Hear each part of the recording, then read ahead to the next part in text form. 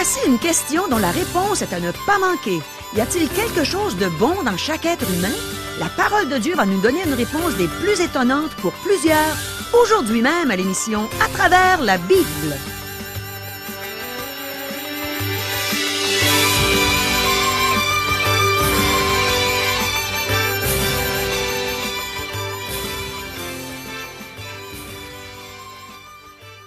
Chers auditeurs, pour en savoir davantage sur le contenu de cette émission, vous pouvez contacter en tout temps Radio Espoir via Internet à www.radioespoir.ca ou par téléphone, sans frais, au 1-877-l'Espoir, 1-877-537-7647. Bonjour, ici Caro. Quelle instruction on reçoit ces jours-ci dans l'épître de Paul aux Romains. Quelle profondeur! On est vraiment privilégié d'avoir cette liberté d'entendre prêcher la parole de Dieu quotidiennement à la radio. On devrait remercier Dieu chaque jour pour cette liberté. Voici les questions qu'on va poser aux Saintes Écritures aujourd'hui. Puisque la loi suscite les passions du péché, est-elle péché? Qu'est-ce que la loi révèle? Est-ce que la vie et la marche chrétienne sont le fruit de la loi? Est-ce que la vieille nature du croyant se rebelle contre sa nouvelle nature? Est-ce que la convoitise est péché? Est-ce que le croyant a toujours sa vieille nature? Y a-t-il quelque chose de bon en nous? Notre nouvelle nature a-t-elle le pouvoir de faire le bien? Comment est-ce que notre nouvelle nature peut avoir la victoire? Restez des nôtres, le pasteur Régent Joly a ouvert sa Bible et il est sur le point de nous donner les réponses à chacune de nos questions. Mais premièrement, prions. Seigneur, je veux te remercier pour la liberté qu'on a, d'entendre prêcher ta parole, de pouvoir la lire chaque jour, de pouvoir la mettre en pratique. Merci pour cette liberté, merci pour ce pays où coule le lait et le miel. Mon Dieu, à travers cette liberté, on est devant toi et on désire que tu nous instruises. Enseigne-nous, Seigneur, enseigne-nous et amène-nous à être davantage reconnaissants pour tout ce que tu nous donnes et pour cette belle liberté. Amen. À toi, Régent. Merci beaucoup, Caro. À la dernière émission, nous avons vu que nous sommes dégagés de la loi, de sa condamnation, aussi bien que de sa puissance. L'apôtre Paul illustra le point en se servant de la loi sur le mariage. Tant que son mari est vivant, une femme est liée à celui-ci.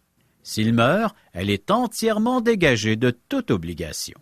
De même, par le corps du Seigneur Jésus, nous avons été mis à mort en ce qui concerne la loi, afin que nous puissions servir dans un esprit nouveau. Nous avons reçu l'Esprit de Dieu, et nous servons Dieu par amour et non par obligation.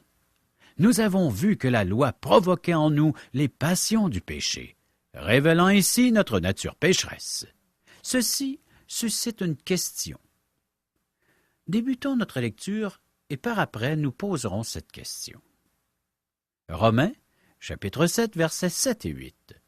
Que dirons-nous donc? La loi est-elle péché? Loin de là.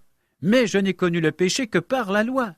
Car je n'aurais pas connu la convoitise si la loi n'avait dit « Tu ne convoiteras point ». Et le péché, saisissant l'occasion, produisit en moi, par le commandement, toutes sortes de convoitises. Car sans loi, le péché est mort. La loi n'est pas péché, parce qu'elle suscite les passions du péché.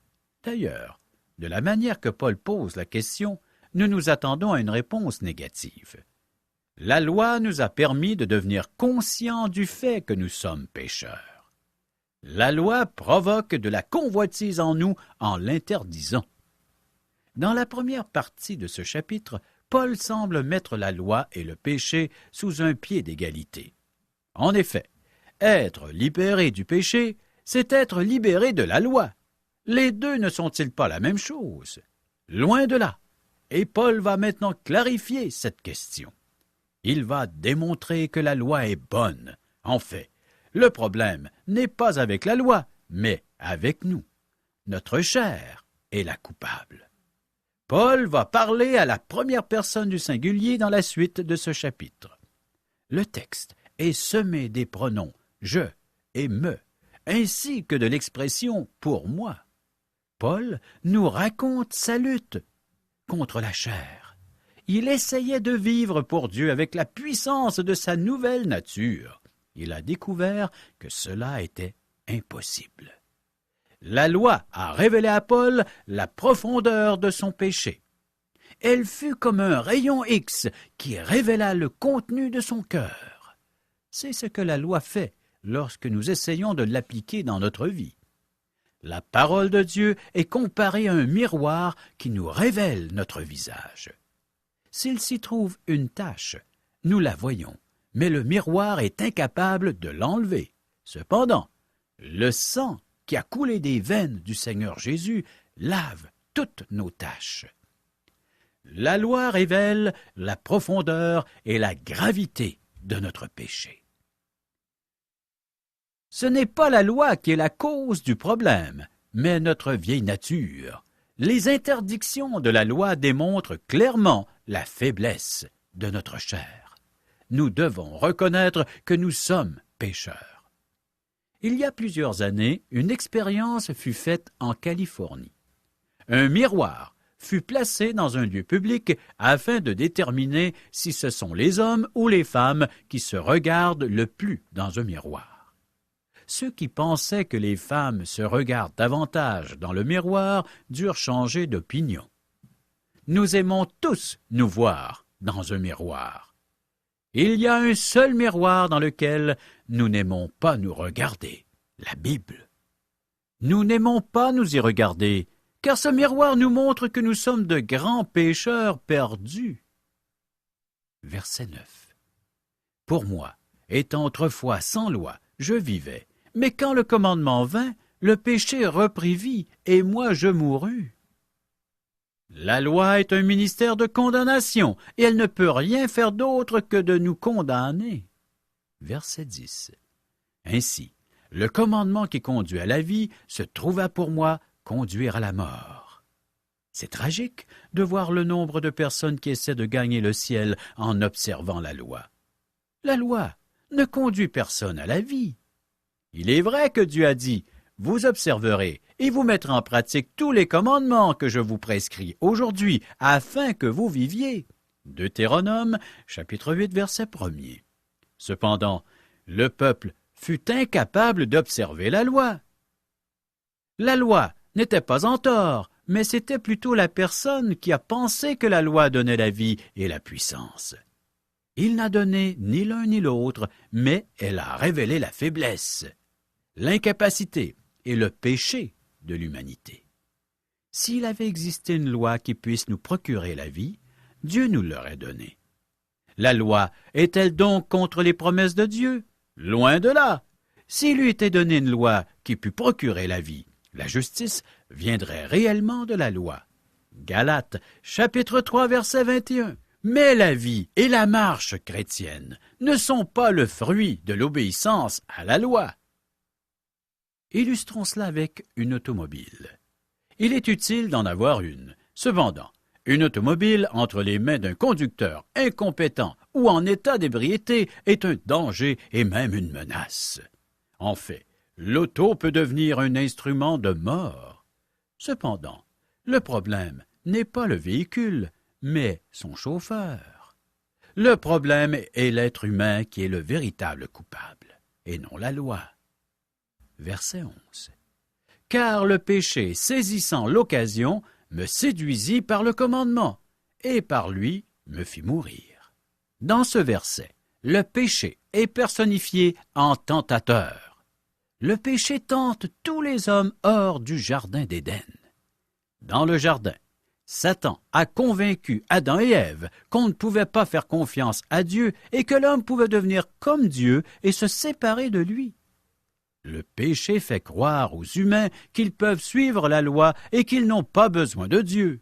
C'est ce faux sentier qui conduit à la mort. En fin de compte, le péché tue car la loi révèle le péché et l'homme devient sans excuse. Le problème est toujours le cœur de l'homme et non la loi. Verset 12. La loi donc est sainte et le commandement est saint, juste et bon. L'humain et la variable inconnue dans l'équation humaine, le x dont la valeur est incertaine, celui dont on ne peut faire confiance. Verset 13. Ce qui est bon a-t-il donc été pour moi une cause de mort? Loin de là, mais c'est le péché, afin qu'il se manifeste comme péché, en me donnant la mort par ce qui est bon, et que, par le commandement, il devient condamnable au plus haut point. Est-ce un paradoxe étrange? Est-ce une perversion d'une bonne chose? Le commandement étant entièrement incapable de communiquer la vie, l'homme doit chercher du secours ailleurs, parce que le commandement amplifie l'horreur du péché. Verset 14. Nous savons, en effet, que la loi est spirituelle, mais moi, je suis charnel, vendu au péché. Nous avons maintenant le témoignage de Paul. Nous savons. Cela indique un accord général entre tous les croyants. La loi est spirituelle, parce qu'elle a été donnée par le Saint-Esprit et qu'elle fait partie de la parole de Dieu. Elle est spirituelle. C'est une expression qui décrit les Écritures. Par exemple, dans 1 Corinthiens chapitre 10, verset 4, le rocher est appelé spirituel, parce qu'il a été produit par le Saint-Esprit. Dans le désert, Israël a goûté à une nourriture spirituelle et bu un breuvage spirituel, parce que c'est le Saint-Esprit qui les a procurés au peuple. Mais moi, je suis charnel. Cela signifie être dans la chair. La chair ne signifie pas la viande que notre squelette supporte. Notre corps est neutre et il peut être utilisé pour faire le bien ou le mal. C'est comme l'automobile que j'ai déjà cité en exemple. C'est le chauffeur qui fait le bien ou le mal, pas la voiture. La chair réfère à notre vieille façon de penser, à notre esprit et à notre nature qui occupe et utilise notre corps, de sorte que la chair elle-même est contaminée par le péché. Par exemple, regardez la photo d'un bébé et le visage de ce bébé 50 ans plus tard.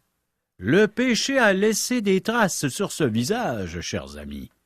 La chair est totalement incapable d'aller vers Dieu.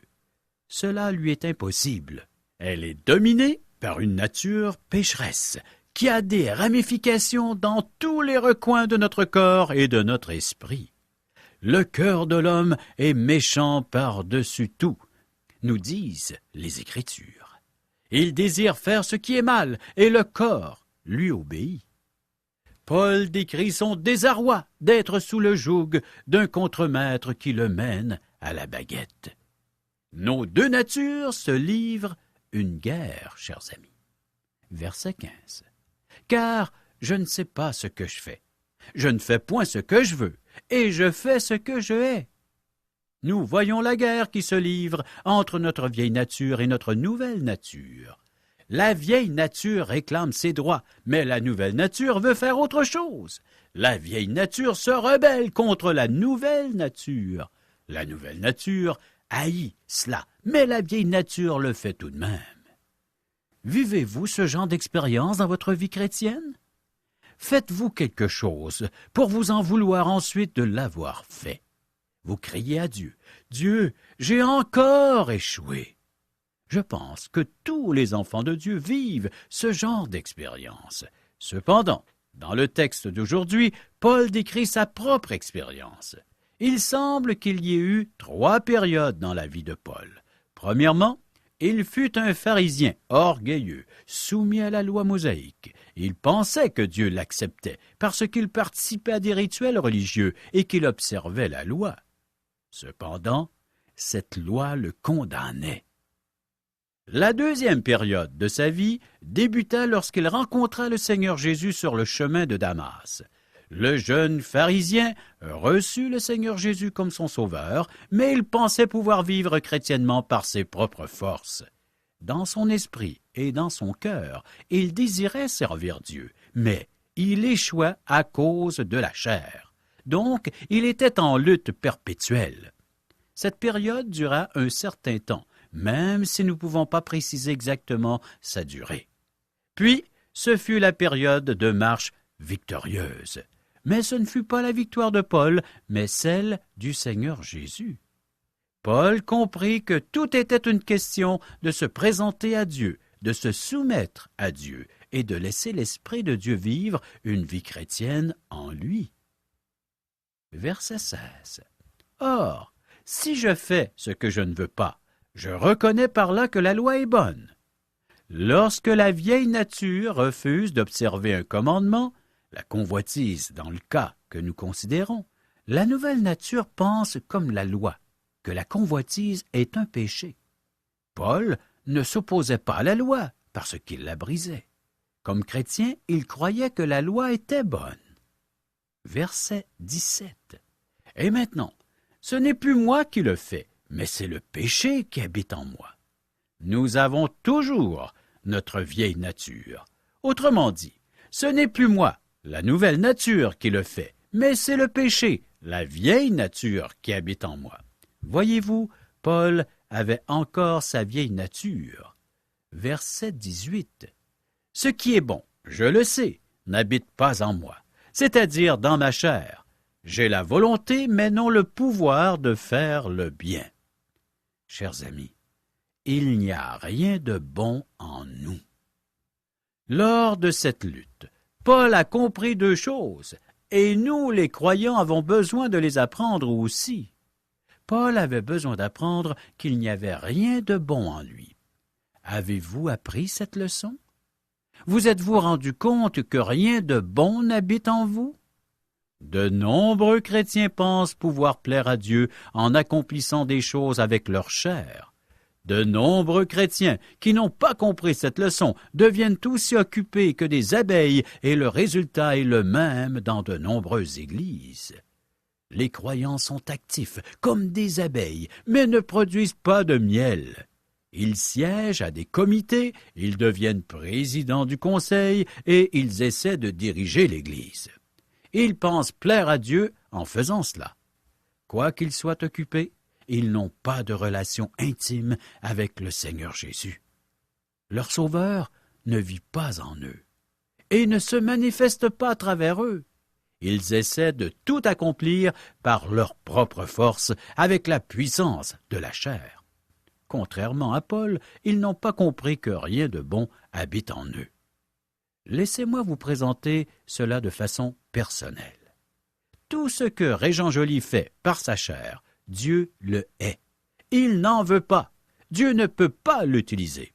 Ce qui vient de la chair n'est pas bon. Avez-vous compris cette leçon importante? Le Seigneur Jésus a dit, « Ce qui est né de la chair est chair. » Jean chapitre 3, verset 6. Et la chair ne sera jamais rien d'autre que cela. Le Seigneur a aussi dit, « Quiconque est né de Dieu ne pratique pas le péché. » 1 Jean chapitre 3, verset 9. Cela est merveilleux. Nous avons reçu une nouvelle nature. Cette nouvelle nature ne commet pas de péché. Lorsque je pêche, c'est l'ancienne nature qui le fait. La nouvelle nature ne le fera pas, car elle haït le péché. La nouvelle nature vous gardera éveillé la nuit. Regarde, tu as mal agi, tu dois réparer le tort que tu as fait. Voilà la source de plusieurs insomnies en nous, la nouvelle nature qui nous montre le mal que nous avons pu faire dans la journée. Notre nouvelle nature n'a pas le pouvoir de faire le bien. Paul a aussi compris une deuxième leçon importante. Nous aussi, nous devons l'apprendre. J'ai la volonté, mais non le pouvoir de faire le bien. Il a découvert qu'en plus du fait qu'il n'y ait rien de bon dans la vieille nature, la nouvelle nature n'a pas de puissance. La nouvelle nature désire servir Dieu, mais l'homme charnel est ennemi de Dieu. Il refuse de se soumettre à la loi de Dieu, car l'affection de la chair est inimitié contre Dieu, parce qu'elle ne se soumet pas à la loi de Dieu et qu'elle ne le peut même pas. Romains, chapitre 8, verset 7. Cependant, la nouvelle nature n'a pas de puissance. Le fait que la nouvelle nature désire servir Dieu, mais qu'elle n'a pas de puissance, explique pourquoi un évangéliste peut toujours faire avancer les gens lors d'une réunion. je pense que 90% des décisions faites dans nos églises le sont par des chrétiens qui ne rencontrent que la défaite dans leur marche chrétienne. C'est ce qu'ils disent en s'avançant.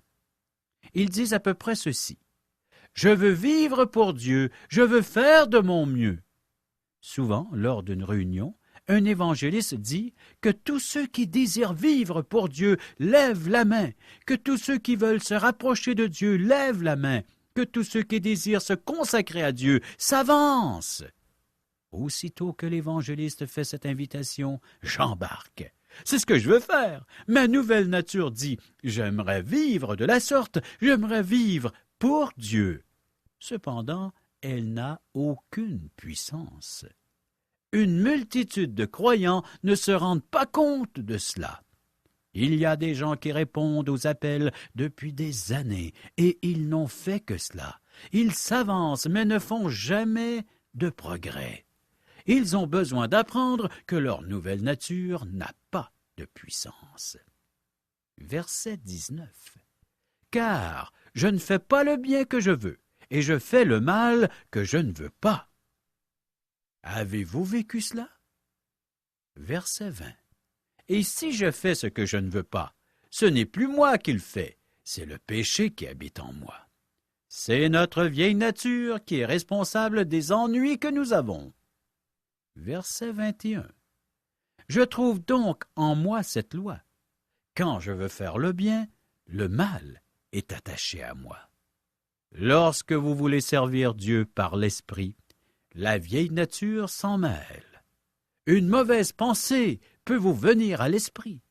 Tout enfant de Dieu, qu'importe son état, doit se rendre compte que le mal est présent dans chaque acte et chaque moment de sa vie. Si nous ne nous en rendons pas compte, nous ferons naufrage par rapport à notre marche chrétienne. Verset 22. « Car je prends plaisir à la loi de Dieu selon l'homme intérieur. » L'homme intérieur est notre nouvelle nature. Verset 23. « Mais je vois dans mes membres une autre loi qui lutte contre la loi de mon entendement et qui me rend captif de la loi du péché qui est dans mes membres. » Vous avez toujours votre vieille nature, même si vous êtes sauvés. De plus, il n'y a pas de puissance dans la nouvelle nature. L'autre loi dont parle ce verset est l'inimitié que ressent la vieille nature envers Dieu. Elle amène l'enfant de Dieu à lancer le même cri de désespoir que Paul. Verset 24.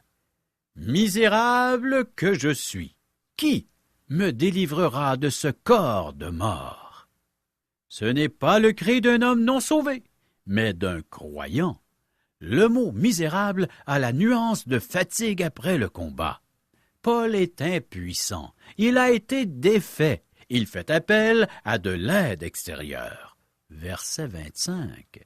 « Grâce soit rendue à Dieu par Jésus-Christ notre Seigneur. » Ainsi donc, moi-même, je suis par l'entendement esclave de la loi de Dieu, et je suis par la chair esclave de la loi du péché.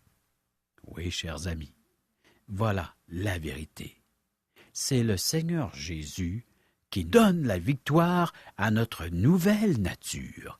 Voilà la réponse au SOS de Paul. Dieu a pourvu pour sa libération.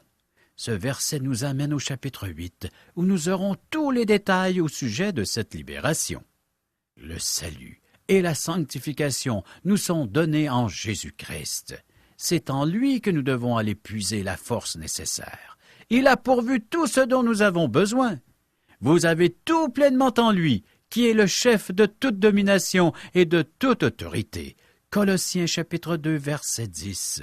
Le Seigneur Jésus a dit « Sans moi, vous ne pouvez rien faire. » Et il rajoute dans Marc chapitre 10, verset 27 « Cela est impossible aux hommes, mais non à Dieu, car tout est possible à Dieu. » Nous dépendons de Jésus-Christ en toutes choses.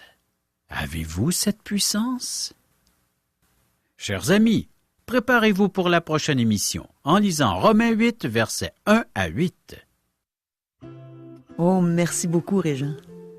Ça me saisit toujours quand je lis le 24e verset du 7e chapitre de l'Épître de Paul aux Romains. Là où Paul dit « Misérable que je suis, qui me délivrera du corps de cette mort? Je crois que tout croyant doit avoir expérimenté ce verset à un moment ou à un autre dans sa marche chrétienne. Pour ma part, je peux sincèrement avouer qu'à plusieurs reprises, j'ai expérimenté ce 7e chapitre au complet, parfois dans mes propres mots, parfois en utilisant textuellement ce que Paul a dit lui-même il y a environ 2000 ans. Par exemple, au verset 19, il dit « Je ne fais pas le bien que je veux et je fais le mal que je ne veux pas. » Je me reconnais tellement. Pas vous? On a vu aujourd'hui combien notre ancienne nature vient faire obstacle à notre marche avec Dieu. Elle se plaît dans le péché. Puis on a vu aujourd'hui aussi que même notre nouvelle nature est incapable de faire le bien et qu'elle nous amène à lancer un cri de désespoir, tout comme Paul. « Misérable que je suis, qui me délivrera de ce corps de mort? » Mais combien c'est encourageant de pouvoir dire avec Paul au verset 25 « Grâce soit rendue à Dieu par Jésus-Christ notre Seigneur. » Qu'est-ce que je ferais? Où est-ce que je serais si ce n'était du Seigneur Jésus, de sa grâce, de Jésus qui lui seul peut me donner la victoire contre le péché, qui lui seul peut m'amener à faire des œuvres dignes de Dieu. Et encore là, ce ne sont pas mes œuvres, mais les siennes à travers moi. Mon ami, essaies-tu par tes propres forces de t'éloigner du mal, de faire le bien? J'aimerais t'encourager à cesser de te débattre comme un chat dans l'eau bouillante. J'ai essayé ça pendant des années, jusqu'au jour où j'ai reçu le pardon de mes péchés et le don gratuit de la vie éternelle. C'est Jésus qui m'a transformé. C'est lui qui me rappelle quotidiennement que je dois faire mourir ma vieille nature, que je dois le laisser faire son œuvre à travers ma nouvelle nature. Mon ami, veux-tu avoir une nouvelle nature? Fais ce que j'ai fait il y a déjà plus de 27 ans. Reconnais que tu es un pécheur perdu. Repens-toi. Change de direction à l'égard du péché. Demande à Dieu de te pardonner. Demande à Jésus de te sauver, de te donner la vie éternelle. C'est pour toi qu'il a souffert. C'est pour toi qu'il est mort sur une croix. Il a payé en entier la dette de ton péché. Demande à Jésus d'entrer dans ton cœur. Demande-lui de prendre toute la place, qu'il puisse devenir ton maître. Il est un maître merveilleux, qui te force pas à faire les choses, qui dit toujours « si tu veux venir après moi, si tu veux faire ma volonté, je vais te bénir ». Dieu veut te bénir, il veut te donner la vie, une vie abondante, et pas une vie juste ici-bas sur cette terre, mais une vie éternelle, où bientôt tu seras dans la présence de Dieu le Père, de Dieu le Fils, de Dieu le Saint-Esprit, et tu seras heureux avec Dieu éternellement. Chers amis, nous vous invitons à correspondre avec nous afin de recevoir un cours Parole par poste. Qu'est-ce qu'on apprend, Régent, dans des études bibliques par correspondance? Dans la série radiophonique à travers la Bible, on a vu au tout début de la série qu'il y avait différentes façons d'étudier la Bible. Celle-ci est par thème. Les gens pourront y découvrir le thème de l'amour, qui est Dieu, qui est la personne de Jésus-Christ, comment faire pour aller au ciel. Ça a vraiment l'air intéressant. Aimerais-tu nous en dire un peu plus long? Tous les thèmes, les grandes questions que les gens se posent, sont répondus à travers la Bible. Les gens n'ont qu'à nous demander le petit fascicule, quelques pages, et remplir le questionnaire. Alors on n'a pas besoin d'autres livres? La Bible. Uniquement la Bible et ce petit fascicule que l'on remplit, et on le renvoie à l'adresse qui sera inscrite sur ce petit fascicule. Pour en faire la correction, parce que les gens pourront suivre cette série. C'est pas compliqué. Très simple. J'ai vraiment le goût de m'inscrire. Et pour le faire, voici nos coordonnées au téléphone. 1-877-L'ESPOIR ou 1-877-537-7647. Et on a une adresse courriel. www.radioespoir.ca. Adresse postale. Radio Espoir, casier postal 34 143, Charlesbourg, Québec, G1G 6P2. Au revoir. À demain.